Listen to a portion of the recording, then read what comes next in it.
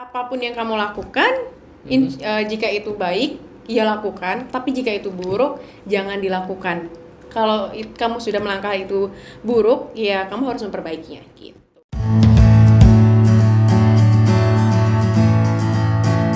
Assalamualaikum warahmatullahi wabarakatuh. Welcome back to this channel BEM FKIP UPY. Kembali di program Ngobrol Motivasi. Oke, kali ini kita mendatangkan gue star yang the best in town, the best banget pokoknya kali ini guys ya. Oke, kita spill namanya nih gue star kali ini.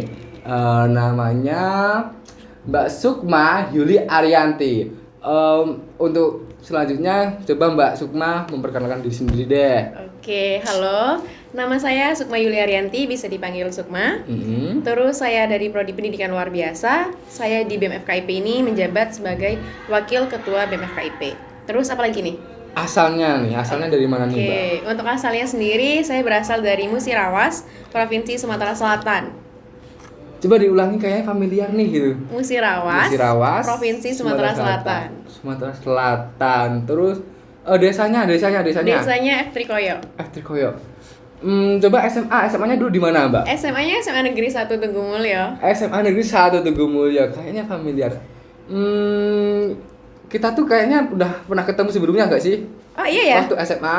Oh, adik kelas ya? Iya. Oh iya. Guys, sebenarnya saya sama Mbak Sukma itu dulu satu SMA, guys. Terus menurut saya pribadi nih ya, Mbak Sukma dulu aktif dalam organisasi di SMA. Terus organisasi apa yang Mbak ikutin di SMA?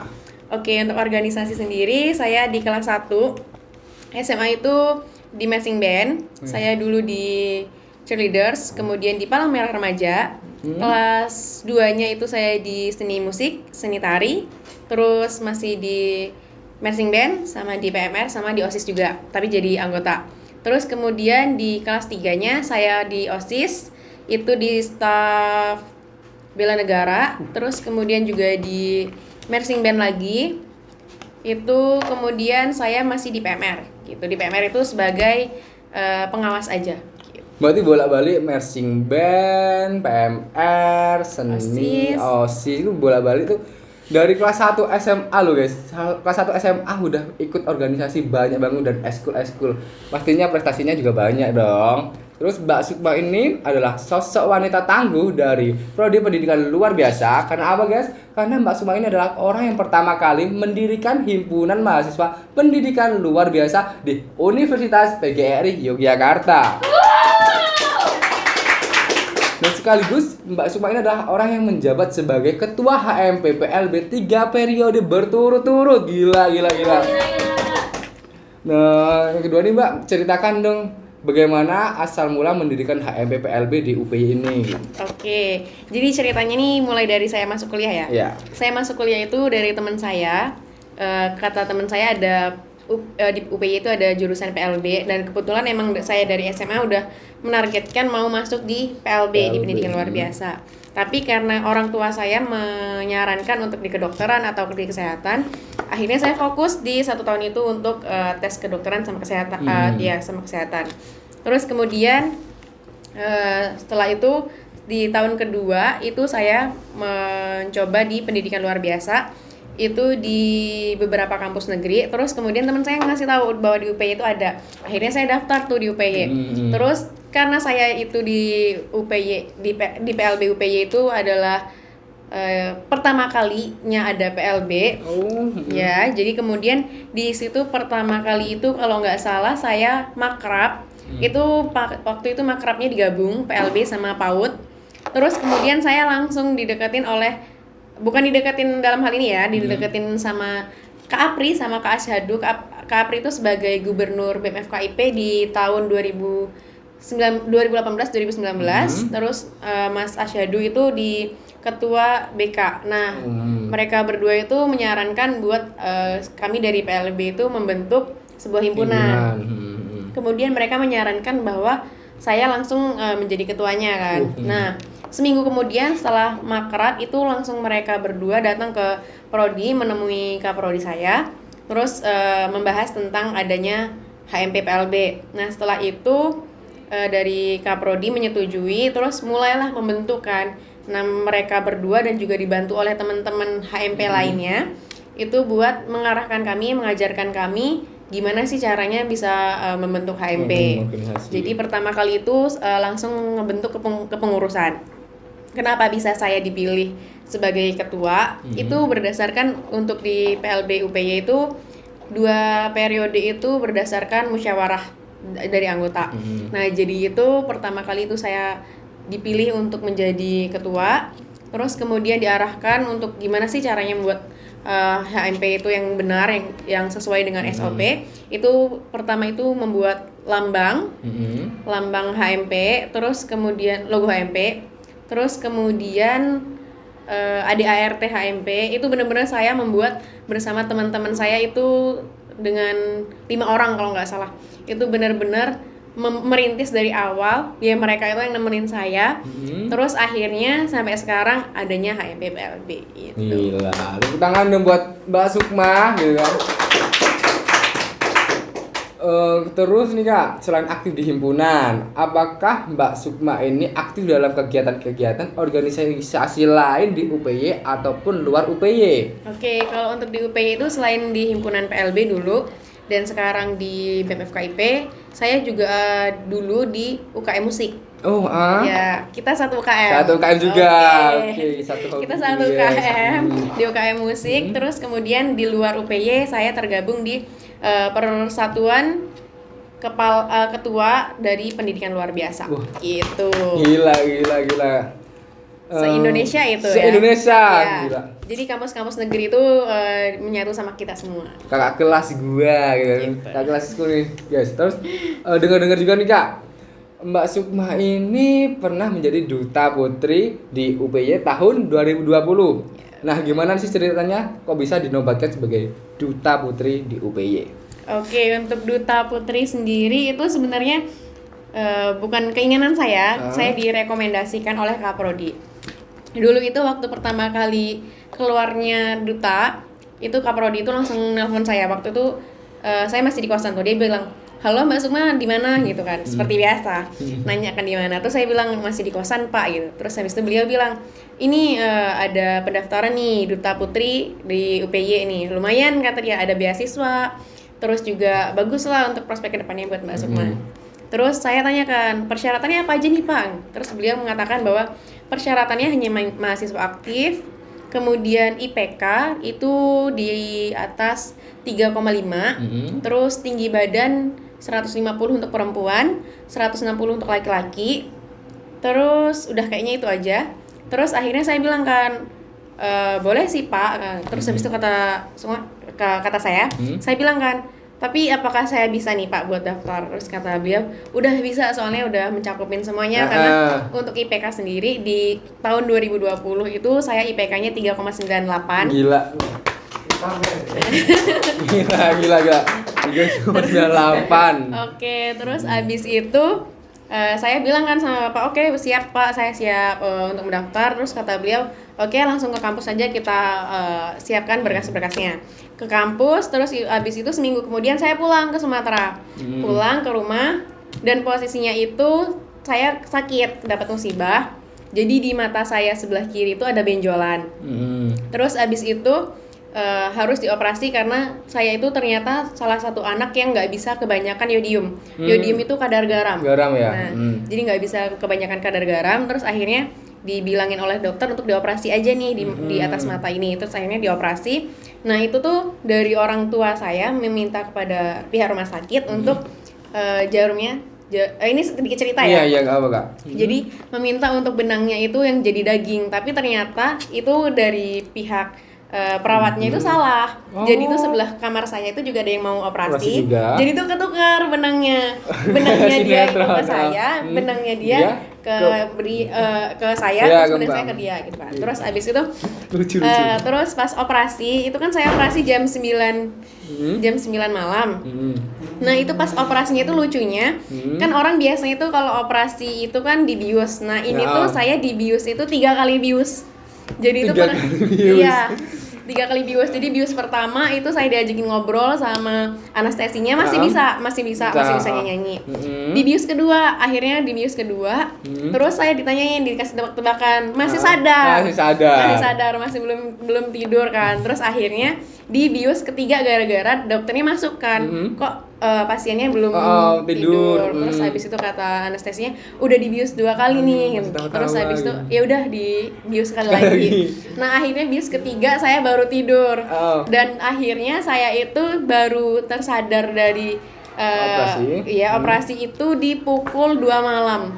Itu keluarga mulainya jam berapa? Jam 9 malam. Itu harusnya selesai operasi itu jam 10 dan saya itu harus sudah keluar ruang operasi itu jam 11 itu harusnya udah siuman. Tapi karena kebanyakan bius, jadi saya bangunnya jam 2. Dan itu pun keluarga itu kan karena yang namanya di rumah sakit kan kalau malam yang nungguin kan cuma bisa 2 orang maksimal. Nah jadi itu keluarga yang lain, keluarga besar itu nunggu di parkiran dan itu tuh udah jadi bahan tangisan karena saya nggak bangun-bangun. Jadi tuh keluarga tuh udah pada bawain itu, tau nggak sih kain jarik? Astaga, kain jarik. Kain jarik. Terus habis itu pada nangisin saya karena saya nggak sadar. Iya. Karena ekspektasinya tadi jam 11 sudah siuman. Iya. Makanya itu jadi bahan tangisan keluarga. Terus habis itu udah selesai siuman itu di jam 5 saya bangun tidur, mata saya itu di putih ini tuh penuh darah. Jadi ternyata itu benangnya itu ada yang kayak mungkin ketindihan saya tidur atau gimana, jadinya itu bocor.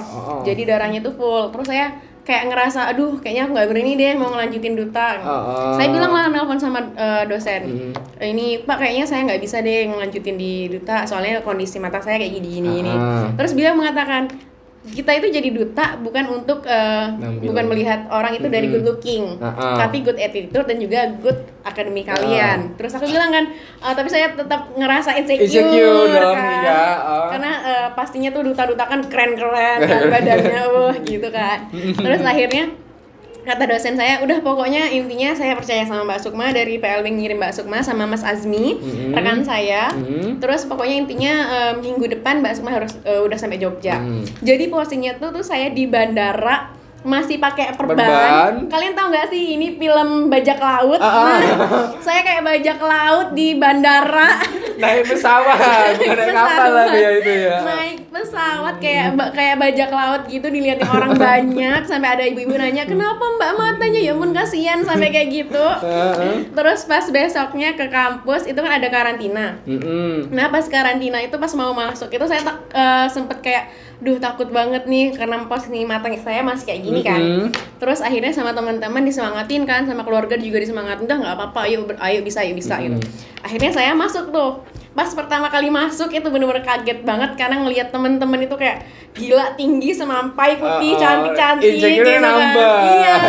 Dan mereka tuh ketika saya masuk tuh mereka langsung menatap saya di depan pintu. Pelungu gitu kan. Iya, mereka kayak ih kok ada sih bajak laut di sini gitu kan. Jadi duta loh guys. Iya. Terus saya sempet kayak insecure gitu. Terus 3 hari kemudian perban saya udah bisa dibuka tuh, tapi masih ada sedikit merah-merah gitu kan. Terus sempat ada beberapa teman tuh nanya, ih matanya kenapa? Ih kok bisa sih? Kok maksain buat duta gitu kan? Diremehin. Sempat digituin kan, kok bisa maksain diri buat di duta. Terus saya bilang kan bahwa saya itu dikasih kepercayaan sama Kaprodi untuk menjadi perwakilan PLB di duta ini. Nah udah gitu udah selesai. Itu kalau nggak salah itu ada uji TPA, terus bakat, public speaking, bahasa Indonesia, bahasa Inggris, terus apa lagi ya? Promosi sama pertanyaan-pertanyaan. Nah itu terus pengumumannya itu kalau nggak salah di subuh hari. Nah subuh itu pengumuman. Nah jadi itu posisinya saya lagi tidur sama beberapa temen yang udah kayak saudara saya. Jadi itu namanya Mbak Farah sama Kak Dava, kalau dia ngeliat mereka adalah salah satu supporter luar biasa. Sistem terbaik lah ya. Jadi tuh subuh tuh mau salat subuh, Mbak Farah tuh ngeliat di Instagram, ih nama Mbak Sukma nih. Aku masih kayak nggak mungkin seorang bajak laut kok bisa ini misalnya dinobatkan kan. Terus akhirnya beliau mengatakan, ih coba deh lihat ini fotonya Mbak Sukma gitu kan. Terus kata Kak Dava, iya nih Mbak Sukma. Akhirnya kayak kaget kan. Terus besoknya ke kampus ternyata beneran itu saya. Terus habis itu pas mau penobatan itu kebetulan benang saya itu harus ditarik karena pas cek ke dokter kok ngerasa mata saya itu masih biru kan. Terus saya cek ke dokter di salah satu rumah sakit di Jogja dulu. Terus abis itu kata beliau bahwa itu tuh benangnya belum ditarik. Terus abis itu akhirnya saya pulang ke Sumatera buat ngelepas benangnya itu. Jadi ya sebuah hal yang awalnya tuh saya nggak menyangka bahwa saya bakal masuk jadi duta gitu. Gila, pengorbanan, perjuangan, mental semua diuji di situ. Diremehin jadi bajak laut kok bisa jadi duta. Itu. Tapi yang remehin itu mana gitu loh, gak ada hasilnya. Makanya jangan remeh-remehin gitu dong gitu. Oke, ke pertanyaan selanjutnya. Dengar-dengar Mbak Sukma ini pernah menjadi penerjemah bahasa isyarat di gedung DPRD Yogyakarta. Nah, gimana caranya Mbak Sukma ini mengetahui informasi tersebut? Dan bagaimana perasaan Anda menjadi penerjemah di gedung DPRD? Oke, jadi untuk jadi penerjemah bahasa isyarat di gedung DPRD itu sebenarnya awalnya karena HMPPLB itu menjalin kerjasama sama salah satu komunitas Gerkatin. Komunitas Gerkatin adalah komunitas tuli di Jogja, itu di Sleman. Nah itu kemudian karena kami udah sering beberapa kali kerja sama beliau, akhirnya beliau dari ketuanya itu memberikan saran kepada saya untuk mempelajari bahasa isyarat lebih dalam kan. Nah kemudian beliau memberikan undangan kepada saya buat menjadi penerjemah di gedung DPRD Jogja. Jadi beliau bilang kan, Mbak bisa nggak buat menerjemahkan bahasa isyarat di gedung DPRD Jogja. Nah karena di situ kan saya masih belajaran. Terus saya bilang kan sama beliau, Ibu saya belum berani karena saya masih belajaran, banyak yang salah mungkin kan. Terus kata dia bilang kan, udah nggak apa-apa kan belajar gitu. Terus akhirnya seneng tuh ya karena kita udah dikasih kesempatan. Dan itu luar biasanya karena itu baru pertama kalinya masuk gedung DPRD Jogja yang luar biasa bagus. Itu terus kemudian akhirnya saya jadi penerjemah bahasa isyarat di gedung DPRD itu. Terus akhirnya dari komunitas Gerkatin itu memberikan pelatihan terus kepada saya buat belajar bahasa isyarat sampai sekarang. Gila, gitu. Belajar aja udah sampai ke gedung DPRD. Kemudian kayak di organisasi kita tuh menemui beberapa orang yang berbeda karakter nih Mbak. Terus beberapa pemikiran juga, dan sebagai seorang pemimpin organisasi bagaimana cara Mbak Sukma itu untuk mengeratkan antar anggota organisasi tersebut yang berbeda karakter tentunya? Oke. Kalau saya biasanya pertama itu karena saya udah di PLB yang mempelajari psikologi orang, jadi saya melihat dari anak-anaknya tersebut, dari karakternya mereka, terus kebiasaan mereka, dari cara mereka berbicara itu saya selalu memantau kan. Terus dari saya memantau mereka, saya bisa langsung kayak, oh berarti anak yang karakter kayak gini harusnya kita arahin kayak gini. Nah, jadi saya sama Abdu di sini di BEM FKIP memang bukan tipe yang kayak ngekang terus kayak langsung kayak memaksa kamu harus ini itu enggak, karena kayak saya sama Abdu kayak rapat pun kita kadang-kadang kayak sambil ngelujak, bener-bener kayak ya udah santai, kadang-kadang juga kayak misalnya pas lagi pengen main ya main yang penting progresnya jalan gitu. Dan jalannya pun kita nggak harus kayak kita harus jalannya harus sesuai sama karena kita BEM kita harus kelihatan kayak gini itu enggak, kita kayak ya udah kita keluarga gitu, jadi kita lebih asik gitu.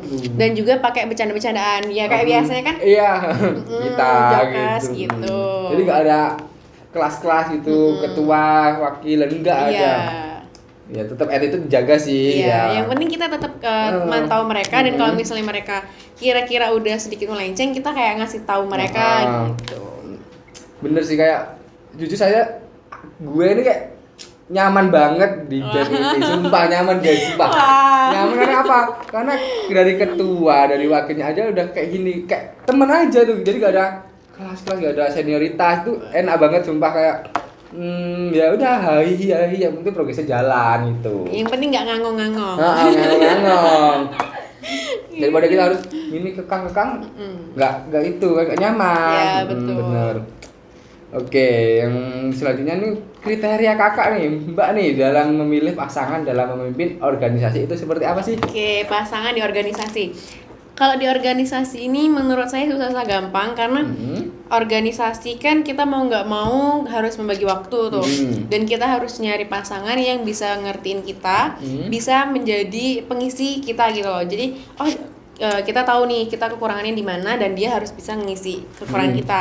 Nah, saya tipe yang kayak saya itu jago di dalam, jadi jagonya itu kayak misalnya administrasi dan lain-lainnya itu kayak buat ketemu sama dekan, ketemu sama ini saya bisa langsung kayak oh iya langsung gini. Nah, jadi saya mau cari pasangan yang dia jago buat di luar gitu. Terus juga terus kemudian saya tipe anak yang kayak santai karena saya di HMP pun tipenya santai. Kalau misalnya ada kegiatan kayak minggu depan tuh ada kegiatan, nah minggu ini tuh 1 minggu tuh baru rapat. Nah kayak gitu, jadi kayak saya butuh pasangan yang kira-kira buat ngingetin saya. Nah kayak Abdu itu tiap pagi di mana? Ke saya kira nggak?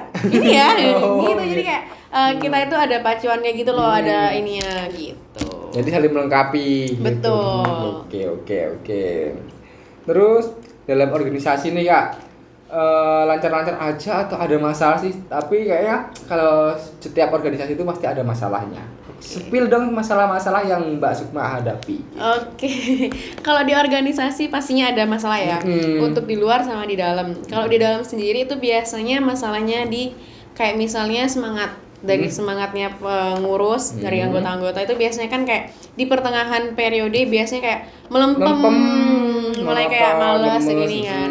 Nah itu jadi kita selaku wakil dan ketua harus cari cara nih gimana sih buat biar mereka Bangkitin itu semangat lagi. Iya, jadi semangatnya tuh tetap terjaga. Jadi dengan cara ya kayak gitu, rapat kayak ya udah rapat tuh nggak ada pemberitahuan kayak yang terlalu formal. Terus juga rapatnya tuh nggak ada yang formal banget sampai kita tegang rapat kayak gini, itu nggak ada. Kita benar-benar kayak rapat ngumpul ketawa-ketawa bakal bercandaan gitu. Terus untuk di luar sendiri itu biasanya kayak permasalahannya mungkin kayak pastinya anak-anak organisasi tahu di dana lain-lainnya. Nah, jadi kalau dana tuh biasanya kan nggak sesuai, bukan nggak sesuai sih, lebih kayak kita bisa nggak bisa buat membagi dana itu dibuat acara. Contohnya kemarin itu di HMP PLB tuh anggaran dananya itu satu periode 500.000. Nah dari PLB juga bingung kan satu periode itu mau bikin kegiatan apa. Dan sedangkan di PLB itu ada hari autis, ada hari Down syndrome, ada hari disabilitas. Nah akhirnya di kami itu kayak berarti kita karena kita kekurangan dana kita harus cari cara buat nyari dana. Contohnya kayak danusan, terus cari sponsorship kayak gitu. Kalau di luar tuh rata-rata itu permasalahannya dana gitu. Terus nih, bagaimana cara menanggapi orang-orang yang suka dan tidak suka dengan kita nih? Banyak sekali kan yang julid, apalagi kita sukses, kita udah prestasinya banyak gitu, pasti banyak banget yang julid. Gimana sih Kak? Oke, banyak banget memang ya kita itu nggak bisa menjelaskan kepada orang yang nggak suka sama kita. Mau kita menjelaskan kepada orang yang nggak suka kita itu sampai berkali-kali pun itu yang namanya nggak suka ya bakal nggak suka. Jadi saya selalu mengingat kata-kata dari orang tua saya, dari mama. Ketika ada orang yang tidak suka sama kamu karena tanpa alasan, selalu ingat Tuhan ada selalu untuk mencintai kamu tanpa alasan. Gila.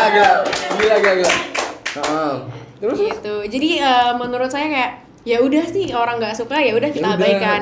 Kira-kira itu dia nggak sukanya itu memberikan dampak yang bagus untuk saya ambil. Tapi kira-kira kalau itu nggak bagus buat saya, ya udah saya bodo amat. Dan untuk orang yang suka kayak oh ya udah mereka suka, tapi jangan sampai mereka itu berbalik menjadi tidak suka sama kita. Jadi kita harus tetap menjaga itu. Karena hidup kita, panggung kita, ya kita yang menentukan, jangan orang lain gitu. Terus nih, kalau boleh tahu pencapaian apa yang Mbak Sukma capai selama di organisasi di UPY? Oke. Apa aja nih? Mungkin yang paling berkesan di saya itu di HMP.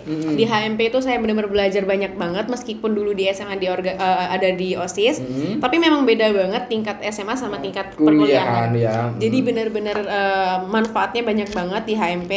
Terus juga sekarang ada di BEM FKIP yang tadinya emang benar-benar nggak ada pikiran bakal naik ke BEM itu. Terus juga ke Duta, di Duta Putri itu alhamdulillah kayak memang saya dari awal kuliah saya selalu menetapkan kayak gini, kalau saya nggak kuliah di negeri saya mau kuliah di swasta tapi dengan jalur prestasi dan minimal mendapatkan 1 kali beasiswa. Dan alhamdulillah itu semua udah tercapai. Udah gila banyak banget prestasinya ya. Terus bagaimana respon keluarga nih? Kan keluarga kan peran utama juga kan. Bagaimana respon keluarga perihal kuliah dan organisasi kakak? Oke, kalau untuk alhamdulillahnya mama sama papa itu tipe orang tua yang nggak pernah yang namanya melarang anaknya.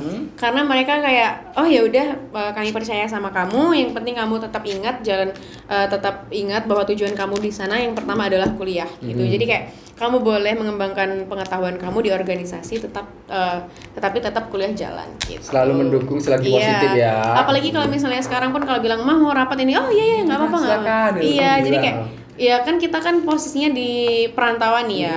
Jadi orang tua lebih kayak aman, ngerasa aman ketika anaknya itu sibuk di organisasi dibandingkan anaknya sibuk dengan main dan lain-lainnya. Ya, benar. Terus kalau boleh tahu juga nih, setelah selesai masa BEM ini menjabat sebagai wakil gubernur, apa yang Mbak akan lakukan? Oke, lebih ke fokus sih rencana saya sama Abdu sendiri setelah BEM mau menyelesaikan kuliah ini. Jadi kami mau wisuda. Terus kalau untuk saya sendiri setelah wisuda saya target saya mau S2. Tapi insya Allah doain aja. Amin. Oke. Gitu. Terus juga Mbak Sukma ini pengusaha juga loh guys. Coba sebutkan apa aja sih usaha-usaha Mbak dari yang terkecil sampai yang mungkin bisa dikatakan sukses gitu. Coba sepil aja. Untuk usaha sendiri saya lagi sekarang ini saya lagi nyoba hampers. Seperti yang kalian lihat ini hampers buket. Jadi kalau misalnya ada yang kayak ini kita sekalian promo ya. Iya, enggak apa-apa. Kayak mau ada acara wisuda dan lain-lainnya itu bisa pesen ke saya. Namanya Instagramnya By Massage. Terus abis itu kalau di rumah saya juga membuat toko. Itu kan kebetulan di rumah ada toko milik mama yang kosong, akhirnya saya membuka toko ayam geprek, namanya Ayam Geprek Sukma Jaya. Oke. Itu nama diberikan oleh orang tua saya. Ada kalimat jayanya itu adalah sebagai doa supaya selalu berjaya. Benar. Terus abis itu saya juga dilatih sama mama buat bukan hanya sekedar akademik, saya juga harus bisa memiliki skill. Nah, jadi itu saya dilatih sama mama di make up dan juga di henna. Jadi kalau misalnya ada yang minta tolong di make up atau juga henna, jadi saya bisa. Oke, langsung aja ke Mbak Sukma nih. Terus tips and triknya untuk bisa berprestasi dan bisa menjadi orang yang memiliki usaha itu gimana? Oke, untuk tips dan triknya saya juga sebenarnya masih belajaran ya. Untuk dari diri saya sendiri sih, saya biasanya menekankan kepada diri saya bahwa setiap harinya itu kamu harus ada progres ke depan. Jadi itu harus ada langkahan kamu ke depan gitu. Jadi misalnya saya hari ini menulis, contohnya nih, saya menulis 1 huruf hari ini, maka besok harus ada 2 huruf gitu. Jadi kalau misalnya saya sama kayak di organisasi, jadi kayak oke, saya di organisasi sekarang ini sebagai ini, berarti saya ke depannya harus maju lagi. Dan juga selain itu apa yang kita dapetin di sana kita harus menyerapnya dan kita terapkan gitu. Oke, guys, kita kembali ke season tanya jawab di Instagram ya. Oke, ini ada yang tanya nih dari @daniar_wp.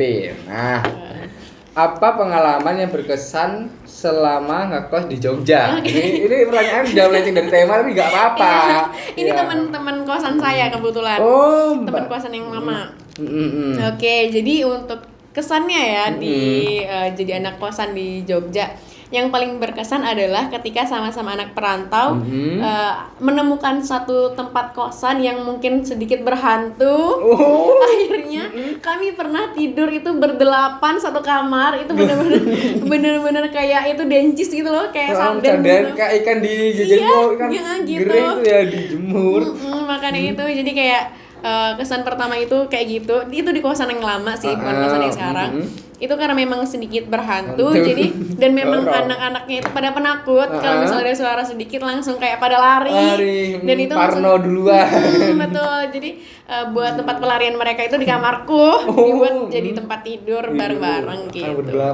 Itu yang paling berkesan karena nanti ketika pas tidur itu biasanya ada yang misal 2 orang yang belum tidur nih, nanti mereka tiba-tiba teriak, ih takut gitu. Terus jadi yang lainnya iya gitu.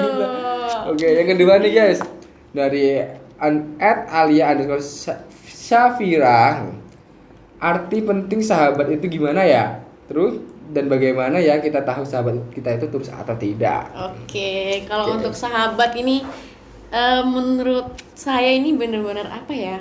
Sangat berarti sih di kehidupan karena memang salah satu support selain keluarga itu sahabat bener-bener. Dan kalau kata orang nih sahabat itu yang kita yang tahu sama kita nih, tahu luar dalam kita atau apalah ya. Tapi kalau menurut saya sahabat itu yang nggak pernah meninggalkan kita, baik suka atau duka. Sahabat yang selalu memberikan support ke kita, dan satu lagi yang nggak pernah menceritakan keburukan kita atau cerita kita ke orang lain gitu. Itu ya. Jadi kalau ada sahabat-sahabat yang aku tuh sahabat kamu, kamu, jangan percaya dulu. Kita betul. Ya ini juga Alia ini salah satu sahabat saya. Kebetulan saya jujur tipe anak yang karena saya zodiaknya Cancer, saya tipe anak yang susah banget buat menetapkan oh ini sahabat saya gitu. Bener. Jadi saya tipe orang yang berbaur ke semua orang, menjadikan teman semua orang, tapi tidak bisa menetapkan bahwa dia itu sahabat. Jadi saya dari sekarang pun usia saya 22 tahun, itu saya cuma memiliki beberapa sahabat. Contohnya Julita sama Puput, kalau lihat kalian the best. Wah, gila best tuh. friend banget. Tuh Alia, Julita, Puput tuh. Jadi kalian 8 tahun membersamai saya, gila, keren banget guys. Oke. Thank you. Dan ini ada lagi yang ketiga, ini kayaknya sahabatnya juga dari @Julita Indah Julita. Iya Julita itu sahabat saya. Oh iya. Terus bagaimana menjadi orang yang tetap sabar di era guncangan teman-teman yang sudah sukses? Oke. Untuk guncangan teman-teman yang sukses ya guys, karena saya itu lulus SMA itu tahun 2017. Terus akhirnya saya berhenti 1 tahun, berhenti sebelum kuliah. Gap year ya? Iya, gap year itu kuliah lagi di tahun 2018 karena posisinya itu kan yang namanya saya kan SMA tuh IPA dan orang tua pengennya saya kedokteran. Nah, sedangkan saya di pendidikan luar biasa itu di IPS harusnya. Nah, akhirnya saya mempelajari itu selama 1 tahun kan buat tes PLB ini. Kemudian di situ saya mulai kayak masuk kuliah, mulai kayak ngelihat teman-teman saya yang udah kayak semester akhir, bahkan sekarang yang udah pada kerja, udah pada wisuda, sedangkan saya baru nyusun skripsi. Jadi kayak mikir kayak ih gila kok saya baru segini nih. Tapi saya mikir lagi, lah mereka tuh baru nyari kerja, sedangkan saya tuh udah punya pekerjaan. Nah, itu. Gitu, jadi kayak jadi itu setiap orang itu punya suksesnya masing-masing, pakai punya proses masing-masing. Jadi kayak ya udah, setiap orang itu ada prosesnya masing-masing buat menuju kesuksesan. Kemudian dari @siputrika Kartika. Oke. Ini pertanyaan, bagi tips dong untuk menjadi mahasiswa yang luar biasa. Oke.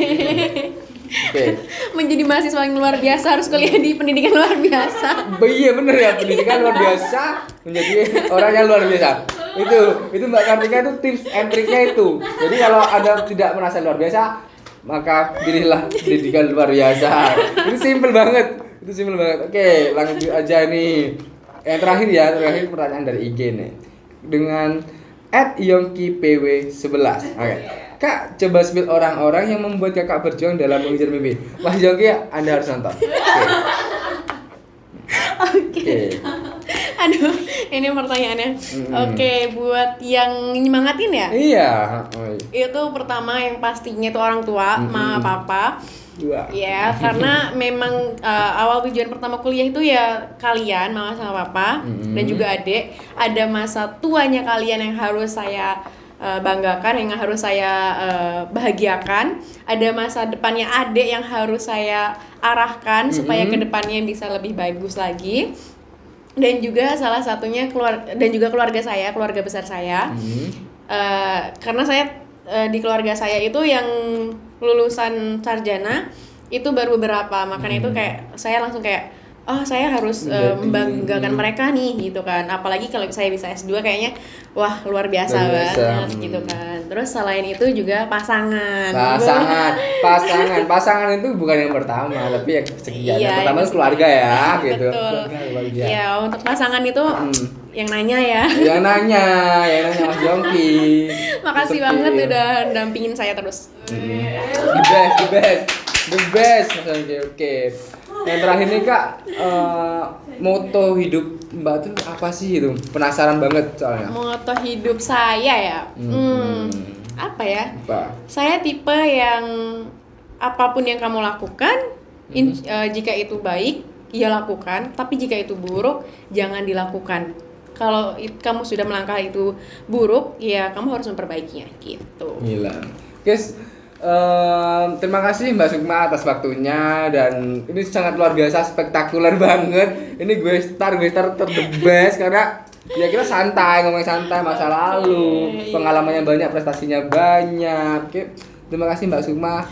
Oke, Kembali lagi di ngobrol motivasi selanjutnya. Bye bye.